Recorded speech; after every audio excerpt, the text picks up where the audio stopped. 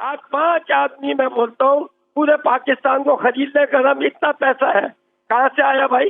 इसी मुल्क से कि 90% लोग गरीब, कभी किसी ने नहीं सोचा, आज सब सोचना शुरू हो गए कि भाई ये वक्त है कि जो अब आपके पास है दे दो। गवर्नमेंट ने भी कहा है कि हम पूछेंगे नहीं, तुम हमें दे दो।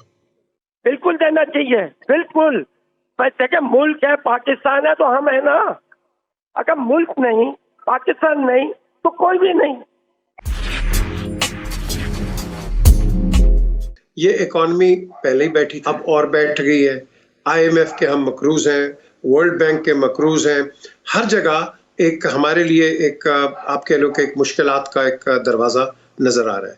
अब बात यह है कि आज भी हम उसी एक मरहले पे हैं कि भाई पाकिस्तान के लिए हमने पैसे इकट्ठे करने हैं, क्योंकि हमारे जो आप कह लो कि फाइनेंशियल जो है वो इतने तकड़े नहीं है।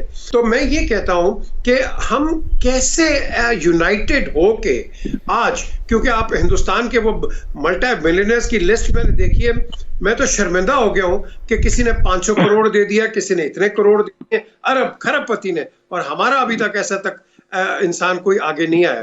तो हम इनको कैसे मोटिवेट करवाएं सारों को? देखिए पीजे, सबसे पहले तो बहुत शुक्रिया, आपने मुझे अपने प्रोग्राम में मदद किया। और देखिए 2 कानून है इस दुनिया में, एक आपका अपना कानून है और एक अल्लाह का, रब का कानून है। अब हम आए हुए ऊपर वाले के कानून के शिकंजे में, ठीक है ना। अभी भी आज मैं सबसे पहले तो मैं ये लोगों से करता हूँ कि खुदा के वास्ते अगर जिस आदमी ने मेरी आवाज़ सुन रहे हैं उसने अगर किसी किस्म का गलत पैसा जमा किया, ये किया, ये वक्त आ गया है कि तुम अपना ये पैसा निकाल के बरी हो जाओ, क्योंकि तुम्हें जो अल्लाह ने जो बताया है, रब का कहने का ये है जो तुम दुनिया में करोगे यहाँ पर भी दोगे और ऊपर जाके भी डबल देना पड़ेगा। तो आज वक्त है कि जिन लोगों के पास इतनी इतनी दौलत है किस काम आएगी? आज अगर मुल्क को जरूरत है, लोगों को जरूरत है, ह्यूमन यानी कि दुनिया के वो लोग जो बेचारे अभी जिन्होंने आंखें खोली हैं, अभी तो उन्होंने देखा तक नहीं है, उनको प्रॉब्लम आई हुई है। तो मैं तो ये एक तो गुजारिश करूंगा, जितने लोग अपनी तरफ से जो जो पैसा गलत कमाया है, आज मौका है कि अपना मौका से पैसा ये निकाल दे, गवर्नमेंट को दे दे और ले। इसके बाद यू नेवर नो कि अल्लाह ताला आपकी यही चीजें सुन के कि हमें भी बरी कर दे, सबको बरी कर दे। ये आफत ऊपर से आई है, यह आफत यहाँ की नहीं है। कोरोना एक ये ऐसी डिजीजें आती गई हैं, मगर नहीं, अब हाईवे हम ऊपर वाले की पकड़ाई में, क्योंकि वहाँ का उसने कहा था कि जब हद से ज्यादा बढ़ जाएगी चीज तो मैं ऐसी कौम को नेस्तो नाबूद कर देता हूँ। तो आज आप देखें कि हमारे में जो लोगों की इंसानियत जिसे कहा जाता है वो सारी खत्म हो गई है। लोगों ने हर तरह से माल लूटने का किया है, जबकि हमें इस्लाम ने ये बताया है कि क़यामत के दिन मेरे हिसाब से 3 चीजें या 2 चीजें होंगी। सबसे पहले जो चीज है वो है हिसाब किताब। जिन लोगों ने इतना इतना माल रखा हुआ, ये हिसाब कैसे देंगे? जब हिसाब देने आएंगे इनको हिसाब ही नहीं होगा, पड़ेगी फिर लाइन में जाएंगे, पता नहीं कब उनकी दोबारा बारी आएगी। तो सबसे पहले तो अल्लाह से डरना चाहिए। आज ये अल्लाह का हमें हमारे ऊपर एक ऐसी चीज डाल दी है, ये तो एक झटका है छोटा सा। अभी तो बाकी चीजें यू नेवर नो को क्या होगा। अभी तो समंदर भी बैठा हुआ है, अभी तो जमीन भी बैठी हुई है, तो हुकुम के ताबे है। हिलाया तो हिल जाएगी, निकाला तो निकल जाएगी। ये तो अभी स्टार्टिंग है। तो मैं अभी भी ये लोगों को कहूँगा तो खुदा के वास्ते अल्लाह के आगे गिड़गड़ाओ, अपने गुनाहों की माफी मांगो। बचाने वाला, खालिक, देने वाला, हर चीज का मालिक वही है। उस मालिक को राजी करो, आपकी सारी तकलीफें दूर हो जाएंगी। ये मेरा ईमान है। मेरे पास बहुत सारे इंशाल्लाह है, जैसे कि आपने बात की है, ये पैसा पाकिस्तान के ऊपर है, ये मेरी गारंटी है इंशाल्लाह ये पैसा वैसा सब उतर जाएगा।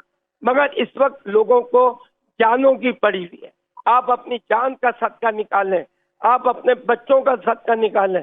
आज आप खुल के आए, और जो दौलतमंद है अपनी दौलत को क्या करोगे, निकालो। हो सकता है कि अल्लाह पाक सुन ले और बख्शिश हो जाए। तो मैं तो इन चीज़ों पे बिलीव करता हूँ, और मेरा ये कहने का यही मतलब है कि ये सब मिलके करना पड़ेगा। पूरी कायनात में मुसलमानों को, दुनिया में हर एक को ये सोचना चाहिए कि ये इसका नतीजा ये कहाँ से आया। कभी भी ऐसा नहीं हुआ कि ये चीज पूरी दुनिया में फैली हुई है और वो ऐसी वबा दी है, और ये कुरान शरीफ में और हदीसों में ये चीजें आई हुई हैं कि ये चीज वक्त ऐसा आएगा कि जब आदमी खाने को भी तरसेगा, और वो दिन होगा क़यामत का दिन होगा। तो हम क़यामत से पीछे नहीं है। तो मैं यही कहूँगा कि अभी भी हमें मौका मिला है, अल्लाह के आगे गिड़गिड़ाएं। वही मालिक है, खालिक है, वही सब चीज का, एक सेकंड नहीं लगेगा। वो किसी से भी राजी हो सकता है। अपने प्यारे बंदों से वो 100 माओं से ज्यादा प्यार करता है। इससे बढ़ के दलीलें आई हुई हैं। हम इन चीजों को छोड़ के हम दूसरी चीजों पे पहुंच गए हैं। आज लोगों के पास पैसा आया है, आप मुझे एक आदमी हिसाब नहीं दे सकता, तो उधर ऊपर हिसाब कैसे देगा। तो इसीलिए सरकार के टाइम में हर आदमी 2 कपड़ों में रहता था। वो वजह यही थी कि नहीं, दूसरी कोई धोता था, पहन लेता था कि जितना कम होगा उतना हिसाब किताब मेरा कम होगा। मगर आज आदमी अमीर है, दुनिया अमीर है और लोग गरीब हैं। आज ये देखने को आपके सामने चीजें आ गई हैं कि छोटे छोटे बच्चे दूध के लिए तरस रहे हैं। मुझे समझ नहीं आ रही है, आज ये मालदार आदमी लोग हैं, इनके दिलों में जाके ये चीजें हिट नहीं कर रही हैं, ये खंजरों की तरह सीने में जा नहीं रही हैं। तो ये वक्त आ गया है कि आपका मौका मिला है एक नेशन बनने का, एक अपने कौम को संभालने का। आज जो प्राइम मिनिस्टर है, माशाल्लाह, मैं हल्फिया कह सकता हूँ कि एक ऐसा ईमानदार आदमी है कि जिसने अपने लिए कभी भी नहीं सोचा, हमेशा हमारे लिए, लोगों के लिए हमेशा सोचा। मुझसे ज्यादा इमरान खान को कोई नहीं जानता होगा कि हम बचपन से साथ, हमने एक साथ गुजारा, और मुझे पता है कि ये बंदा ना कभी झूठ बोलेगा ना चोर है। इसकी बातें बुरी लगती हैं वो इसलिए कि सच्चाई बुरी लगती है। आप बात की हकीकत में जाओ तो आपको समझ आता है कि ये बात जो है वो उससे सही कही है। तो हमें अब एक नेशन बनना पड़ेगा, और ये वक्त है कि अगर हम नेशन बनना चाहते हैं, अब अपने मुल्क को, ये पाकिस्तान ला इलाहा इल्लल्लाह मोहम्मद रसूलुल्लाह के नाम पे ये कायम हुआ है। आज हम सब ये चीजें भूल गए। हर आदमी अपनी दौलत समेटने में चाहे जैसे भी मिले, तो अपने घर को हमेशा संभालते हैं। Pakistan is everybody's home. अपने घर को जिस तरह हम संभालते हैं, घर में हम देखे हर चीज हमने अपने घरों में रखी हुई है, मगर हमने पड़ोस वाले से नहीं पूछा। तो ये चीजें हैं इस्लाम की, तो कि पहले पड़ोस का हक है, फिर अपना हक है। तो लोगों ने खुद अपना माल, बिल्कुल सही कि देखें ना, जब आप स्पेड को स्पेड नहीं कहते और एक परपेचुअल सेल्फ डिनायल मोड में जाते हैं, तो फिर ऐसे वक्त के ऊपर आपके सामने वो कहते हैं ना, वीकनेसेस नजर आ जाती हैं। Don't you again think that this is the time to rectify that part? बड़ी अच्छी बात की है इन्होंने, और सही कह रहे हैं आप। मेरा ख्याल है जो मैंने पहले आपको कहा था ना, पॉज एंड थिंक, ये पॉज एंड थिंक का टाइम है। फॉर एग्जांपल, हमें अगर देखना पड़ेगा कि आज हमारे पास डाटा नहीं है, अगर हम गरीबों तक पहुंचना चाहते हैं, उनको पैसा ट्रांसफ़र करना चाहते हैं, किसी को 4,000 देना है, किसी को 12,000 देना है, तो हमारी अगर अदारों ने इस तरह पे काम किया हो कि हमारे पास डाटा हो एक्चुअली कि किस बंदे को सही पैसा जा रहा है कि नहीं जा रहा, तो हम बेहतर तरीके से कर सकते हैं। सो हम सारे के सारा वो जितना भी है ना, फायर फाइटिंग करते हैं, रेस्क्यू ऑपरेशन करते हैं। अदरवाइज वो जो लॉन्ग टर्म प्लान, आप शुरू से जो अपने शो शुरू से बात कर रहे हैं कि हमें लॉन्ग टर्म क्या करना चाहिए, लॉन्ग टर्म में बहुत सारी चीजें, और एक चीज है जैसे जहांगीर साहब भी कह रहे हैं, हमें, जैसे मैं समझता हूं कि हमारे पास डाटा होना चाहिए। ये आजकल डिजिटाइजेशन का जमाना है कि आज अमेरिका ने कहा जी हमारे 70 लाख लोग बेरोजगार हो गए हैं इस सारे प्रोसेस के अंदर।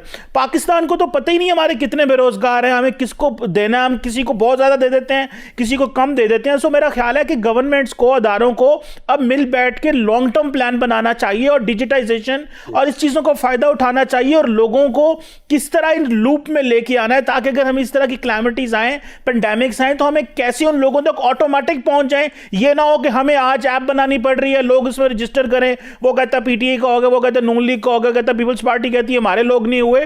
सो मेरा ख्याल है एक बड़ा, जिसे हम बिग डाटा कहते हैं, पीजे मीर साहब, पाकिस्तान को एक बिग डाटा चाहिए, और उस बिग डाटा के तहत हम डिटर्मिन डिटरमाइन करेंगे कि कौन सा बंदा, किसके पास कितना पैसा आ रहा है, किसको कितनी नीड है, इसको कितनी हेल्प चाहिए, किस इलाके में क्या है। मेरा ख्याल है अभी वक्त आ गया कि हम डिजिटाइजेशन और जो इंफॉर्मेशन टेक्नोलॉजी का प्रॉपर इस्तेमाल करें। अदरवाइज हम तो जिसे कहते हैं ना, भाग दौड़ रहे हैं, डायरेक्शन का पता नहीं है, बस भाग रहे हैं। लोगों के अंदर जज्बा बहुत है, हमारी गवर्नमेंट भी बहुत काम करना चाहती है, अवाम भी बहुत काम करना चाह रही है, एक्टर्स काम करना चाहते हैं, लेकिन वो जो बड़ी पिक्चर है उसकी क्लैरिटी नहीं है कि भाई किस तरफ जा सकते हैं हम। सो मेरा ख्याल है कि इस पे हमें अब लॉन्ग टर्म काम होना चाहिए और प्रोविंसेस को काम करना चाहिए